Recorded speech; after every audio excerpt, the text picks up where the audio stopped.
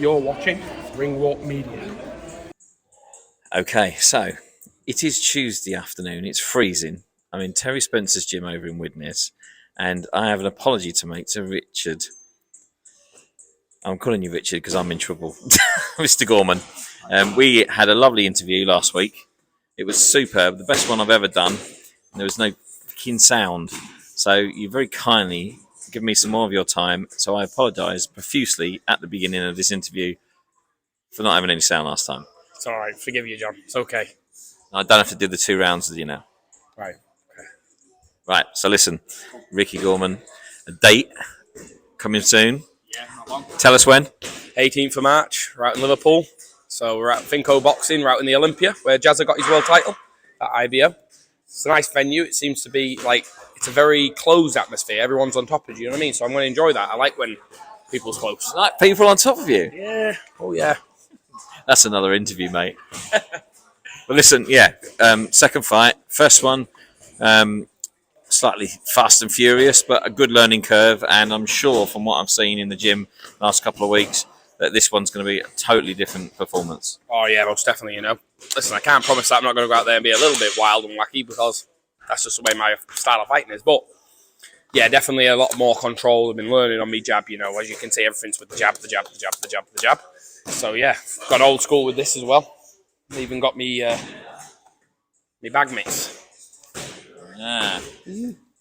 So you are going old school. I am, yeah. So, yeah, one of the questions I was going to ask is, from that first fight, what did you take away from that first fight? Experience, you know, 4 rounds against a good competitor who's been out with some of the best in the country, best in Germany, and the best in his own country. So I've took it all on board. So yeah, definitely, it's going to be. I've took a lot from it. You know, I've got 4 valuable rounds on my bag. I've not just fought someone who come there and put his hands up over his ears and stuck himself in the corner. He come and threw some good shots. So You did floor him. oh, I did, yeah.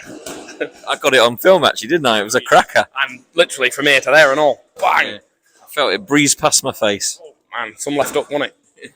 It was. Now, you've always been very, very vocal about your career going forwards. And I know Terry, your coach, has calmed you down a little bit, but he believes you could make at least British champion. What do you think about that? Yeah, I will. Is that it? Yeah, I will. No, I will, honestly. When you go to bed thinking of something and wake up in the morning thinking of something and you have got that in your brain to say, yeah, I'm gonna do this. There's no God's reason why you can't. I put in the hard work. I made the sacrifice. I've done the hard part. I've lost 8 stone. So I had to fight my own demons, which I have. So I'm here. I'm lucky here. I'm here. So why can't I? Exactly. Yeah, I've looked what's out there. Are they any different than me? Definitely not. Am I better than them? Yes. So you're saying you're better than the current crop of guys in the heavyweight division that are up to British standard? Yes. I believe so, yeah, I give you my word. If they want to have it out, they'll have it out. Yes, I do. Truthfully, I do. For what's in my coming through with me right now, I believe I'm the best one out of the lot. The genuine. What about Fraser Clark? How do you rate him? Fraser's got a good amateur pedigree, right, to him. Right, I'll tell you exactly how it is. Good amateur pedigree. Never left the gym. He's 35-year-old. He's never come out the gym in 20-odd years. I've gone out, been a fat lad, got myself ballooned up into XL sizes. How do I rate Fraser Clark? He's going to be very good after 20 years of non-stop boxing. But give me my time. Let me build up what I need to build up. And there you go. Fair play. Fair enough. Now tell us about this fight. I know opponents are sort of last minutes. Was it Terry that sorted that one out for you, or was it your manager, Paul Smith? Me opponent. Yeah. The opponent come. It wasn't even meant to be that guy, to be honest with you. I was meant to have someone completely different. Then I was meant to have someone completely different. Then on Wednesday, got left with no opponent. Like, nothing. Me and him was stressing out. Was so generally on that place there and in that little office. And we had nobody. Or nothing on the Wednesday. I sold God knows however many tickets and then looked around and thought, oh, please, not again. I can't take this. And I was generally going out of my mind. And then obviously wanted to make it an interesting heavyweight bout. So they thought, oh, he'll do. He's got 6 knockouts through his resume. Yeah, he'll be a lovely debut for you. Weren't you supposed to have Camille? Yeah. We had a chat about Kamil Sokolowski, who was going to fight me in my debut, just to make a statement out there. Is he somebody that you would perhaps fight further down the line?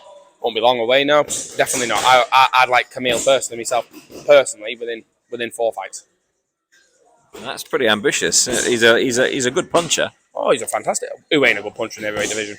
Tell the truth. They're all like, don't get me wrong. The only thing he is, he's just a very tough, resilient man. Fraser Clark knows that firsthand. He tried for 6 rounds trying to bomb him out there. You know, only a handful that's bombed him out. Nathan, Dillian White, and now I'm struggling now. Oh, Jokolov, I think that big lad. I think that's it. That's it. So listen, your brother sadly didn't quite make it. He's open and honest and said, "Yep, look, he just got caught. That's just boxing." Yep. I know he was pretty devastated, but do you think he's got one more go in him? Yeah, most definitely. He's a young man. He's only 26-year-old. Of course he has. Why not? He's not 27 till a couple of months. I'm not being funny. There's men turning over at that age.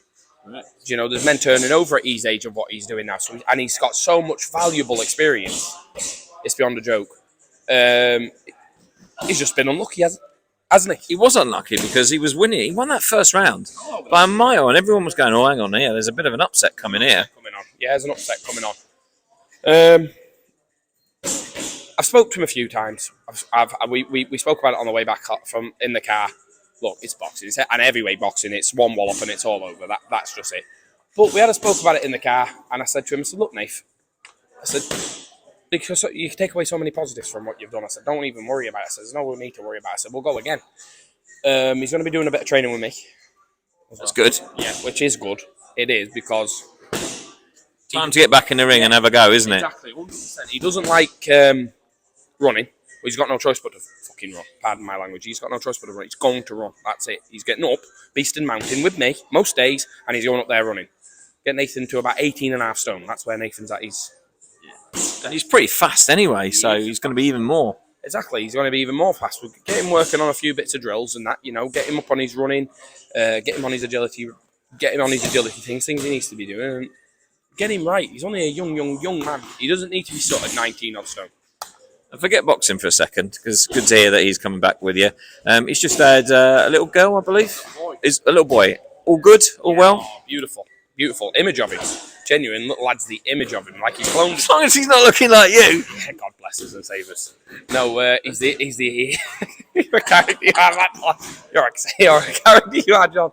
Can you imagine that? Another Ricky Gorman walking around. Fuck that. I've already got 2 of my own. There's already. You have it? You boy and a girl, or boys? 2 boys and a girl. Yeah. Oh, I wouldn't want to be the boyfriend in about 20 years. Oh dear. Yeah, come and meet me dad and his brother, my uncle. Oh shit. Oh, and by the way, they're cousins, Tyson Fury. Oh shit. Yeah. Welcome to the family, son. Well, good. I'm glad everything's well for him, and he's in a. I saw some pictures on social media the other week, and he looks happy, looks calm, looks back to being himself again, which is great. 100%. He hasn't put too much weight on either. He hasn't completely gone stupid, which is good this time, because usually Nathan has got a very bad habit. It's not his fault. We've all happens to me. It happens to every big man. We get eating, we enjoy eating, and then before you know it, boom. I don't think it's just big men. I think it's just boxers in general. The first thing they do is eat. Yeah, and eat anything and everything. It's true. Now listen, John Ado Edwardson. Yes. He's going to America. That's amazing, mate. Unbelievable. I made up for him. He's off to Atlanta. Absolutely fantastic. You know, he's going to... What an opportunity. And a massive thanks to his sponsors, SJJ Contracts, because they've made that whole trip possible. Most definitely, you know, yeah, they make everything possible for us lads. Them lads do, you know. If it wasn't for them, we'd be in a big lot of trouble. But they help big time, and it's going to be good, John. He's at the land of opportunity. That's what it's called, the land of opportunity, America. It's up to John now to shine over there and make his name heard over there, you know. And they're going the day after your fight, so they are actually coming to your fight, which is good. Are you not going to sneak on a plane with them? I might go, you know. You should go. I should go, you know. If you go, I'll go. All right, then. Imagine me in America. Imagine me and you in America. Exactly, yeah. Oh, my God in heaven. Jesus. Oh, if you fancy it, let's go. Only if Aki's not coming. All right. God bless us. No, I like Aki. He's a good guy. We're friends, me and Aki. Even though we're supposed to be having a little tickle in July, I think we might have to put that on pause because, quite frankly, my diet's not going well. Right, okay. Happens though. Christmas has just gone, hasn't it? It might be next Christmas, to be fair. Right. And of course, big news this week is Tommy. I don't know if his cousin or is he cousin of yours? Yeah, he's finally going to get his hands on Jake Paul, the YouTuber. Now, very, very split opinion as to who's going to win. I have my suspicions, and I'm going to keep them to myself because you're sat about 10 foot away from me. What is your view on that? Look, you've got to look. I'm going to break this down to you very simple. Yeah, Jake Paul is a very wealthy young man. He's just been doing some sparring with Lawrence Okoli not long ago. I'll take up the full perspective of everything. He's around good people. He's training with good people. He's training very hard, and he has got a good punch. A severely good punch. Tommy, on the other hand, he's training with the heavyweight champion of the world. He's non-stop training. He's in very good shape. It's going to be a good fight, that. It's going to be a very good fight. Now, you want me to predict it, don't you? I know you do. No, I don't want you to predict. I want you to tell me who's going to win. Tommy will win. But he's going to have to grind it. He's going to have to grind it out there. He's going to, because he is, I'm telling you, that thing, Prime Energy, can frigging fight. It can, for YouTuber or no YouTuber, it can put its hands up and it can go down. But that's going to be the difference. That is where it's going to stay. One man boxes for a living, and the other man does it as like a hobby. This is where it's going to be a little bit of a difference maker. Now, I know people's had the things to say about Tommy, he's a Love Island star, and, you know, but you got to be right and say how it is. Since being about 13-year-old, 14-year-old, when Tyson done Klitschko over in Dusseldorf, he's always been around them big camps, the big fights, everything, you know, and I know he's had a couple of rough performances on his way to up the pro ranks, but look, loads of people do. Who doesn't? Young Conor Benn had a very rough performance once in his, I think, third or fourth pro fight against somebody. Look at him now to that. He's a complete different animal. You know, so you've got to face them hard times, haven't you? And how you come over them. So I'm going to predict Tommy to stop him. Nice prediction. But I'm going to say a but here. Not going to be all his way. It's not all going to be, Tommy's just going to get in there and absolutely destroy this. No, he's going to have to earn it. But I do think he stops him, yeah. Now, I've got quite a controversial question to ask you. Okay? Don't worry, you're not going to get into trouble. Okay. They are genuinely going to fight, aren't they? Because some of these kind of YouTuber stroke mixed crossover boxing fights, there are rumours and conversations that go on that kind of, I wouldn't say change the results, but make those results a lot easier to predict. If I know his dad, John, there'll be no contest there of them tiddlywinking and slapping each other up the ear. If I know his father will look up and say, look, you're going over here, you're going to do a job on this, and you're coming back to England. That's what it's going to be. I know for a fact there's not going to be nothing of them going in there tippy-tapping around. Because he'll look up, he'll look up, and if I know his dad, like I think I know him, he'll look up, look at what's going on in that ring, and walk away. I know what he is, so definitely not. They'll be going over there to inflict some serious harm on. Well, finally we get the fight, and they're both going to make a lot of money. Which energy drink do you prefer? Furocity or Prime? Why are you asking me that? I'm a media person. I have to remain neutral. Yeah, you can. Do you want me honest answer? That's only a preference. What drink do you like? Do you want, I quite like Immune, actually. It's very, very nice. Immune Purpose, yeah. Immune Power's lovely. That's not what I asked. Well, that's the answer you're getting.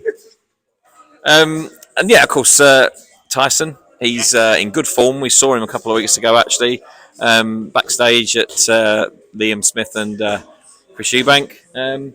He's about to fight Usyk, and I think that's the fight that everybody needs to see now. Of course, it's fight of the decade, in my opinion.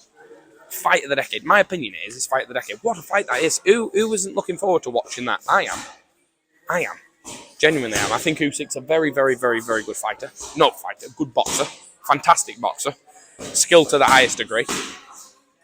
And then the other guy, well, he can do it all, can't he? He can box, he can move, southpaw, orthodox. But it's going to be a good fight, honestly. And I'm pleased we're seeing it because, you know, Boxing deserves it. I've watched Tyson's, professional fights from day one. Yeah. And I'm one of the only people, actually, that was actually at all three Wilder fights, because obviously the third one was in a lockdown period where I happened to be in a certain place at a certain time and was able to attend. And I've never had boxing nights like that in the modern era. The last time I had boxing nights like that were with Nigel Benn, Frank Bruno and Ricky Hatton. And Tyson's brought that back to boxing. Do you think it's a drug? Do you think he can't give up? Because I know he relies quite a lot on the boxing to keep him in a good place, shall we say. He doesn't need money. Do you think he needs the boxing more than the celebrity lifestyle? I think he needs boxing and boxing needs him, so it goes hand in hand. It's like he could. I think he could happily train and carry on with it for the rest of his life without it. But I think with him going that status of what he's got of, it's Tyson. Tyson could beat him. I think he gets the buzz off that. Where like if one man can, he'll show you like, oh, I can. He can, but I can't. And I think that's what his thing is. Once there's no more challenges out there left for him, he'll just say, He'll go to the WWE because that's the perfect fit for that man. He'll go into UFC. I'm being deadly serious. He'll keep in some sort of combat sport. He might even, honestly, he'll take into something like where it's got pain in it. Because he won't be able to just sit there and just do something else. What about you? You're going to go MMA once you finish boxing. I've had a wrestle with Tom Aspinall.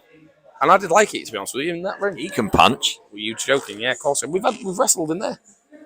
We have, me and Tom. What you do on a Wednesday night is entirely up to you, mate. God bless us and save us. Oh, seriously, though, I have tried it. I've had a go with the grappling. And that wasn't the question I asked. What was it? The question was, are you going to do MMA? Not, I've had a little tickle with Tom Aspinall. I like the sport of it, yeah. And I wouldn't see why I wouldn't. What's your favourite energy drink? Furocity or Prime? I don't mind Prime. It's all right. Oh, I knew you were going to say that. You absolute moron. See how it is. No, I prefer the taste of Prime. Yeah, definitely, 100%. The blue one, blue. Well, that fellow in Wakey Wines prefers the taste of Prime, doesn't he? But he prefers the price of your pocket more. £100 a pot. They're not paying that seriously. Yeah, honest to God, they are. Abdul, come forward. Abdul, go back.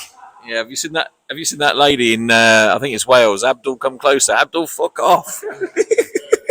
I have, there's a video of it. Yeah. Now listen. We've got to talk boxing again because we're talking about lots of other people. But we're not talking much about you. Yeah. I see you quite a bit. We talk quite a bit. Yeah. And sitting here right now, I can see you are in such a good place. Yeah. You're learning. You're listening to your coach Terry, which is massively important.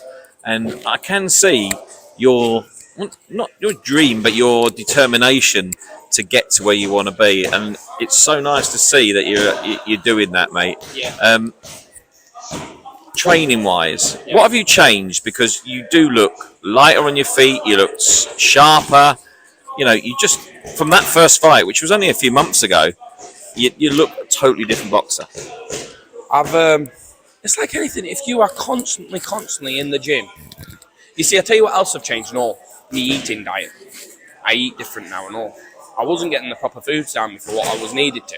So I was completely tired. I was a bit weared out, if that makes sense. Now I've got my proper eating diet in properly. I'm eating 5,000 calories a day. Well, anywhere from 5 to 5.5. 5,000 to 5.5. See, I'm doing that. Yeah. But I'm just not doing what you're doing. Yeah.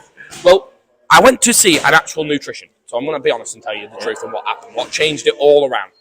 And I was training 3 times a day and I was only consuming 2,500 calories. And she looked up and went, how is your body still holding up to this?